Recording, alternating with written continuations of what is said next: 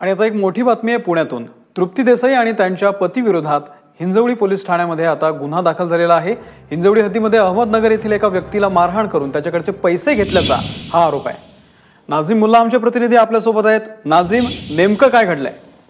अमोल, तृप्ती देसाई या अडचणीत आलेले आहेत। तृप्ती देसाई आणि त्यांचे पती त्याबरोबरच अन्य 4 लोकांनी अहमदनगरच्या एका व्यक्तीस जे आहे ते अडवून त्याला मारहाण केल्याची धक्कादायक घटना या ठिकाणी हिंजवडी हद्दीमध्ये घडलेली आहे। जून महिन्यातील ही घटना आहे।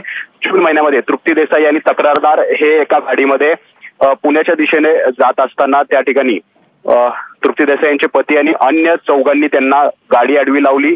त्या ठिकाणाहून तक्रारदाराला खाली उतरवण्यात आलं आणि तृप्ती देसाई त्यांच्यासह पती त्यांचे आणि अन्य 4 त्यांना लाकडी दांडक्यानं आणि सळईने या ठिकाणी मारहाण केल्याचा आरोप आहे। त्यासोबतच गळ्यातली चेन काढून घेण्यात आलेली आहे आणि 27,000 रोकड जी आहे ती देखील काढून घेण्यात आल्याचा आरोप त्यांच्याकडून केला जातोय।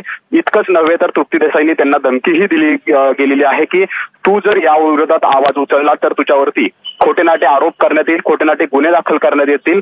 या व्यतिरिक्त तू आम्हाला कोणत्याही पद्धतीचं संघटना कशी चालवायची हे शिकू नको, अशा पद्धतीनं धमकी देत या ठिकाणी जातीवाचक जे आहेत ते अपशब्द वापरले आहेत। त्यामुळे अॅट्रॉसिटी, धमकी देणे, पैसे लुबाडणे, मारहाण करणे असे अनेक गुन्हे जे आहेत ते तृप्ती देसाई यांच्यावर दाखल झालेले आहेत। तृप्ती देसाई या ज्या आहेत त्यांनी गेल्या 1.5 वर्षामध्ये आपण पाहिलंय शनी शिंगणापूर असेल, हाजी अली असेल किंवा कोल्हापूर असेल या ठिकाणी महिलांसाठी आवाज उचललेला आहे। त्यामुळे त्या चर्चेत आहेत, मात्र या गुन्ह्यामुळे ते आता अडचणीत आल्याचे दिसतात। अडचणीत आलेले आहेत।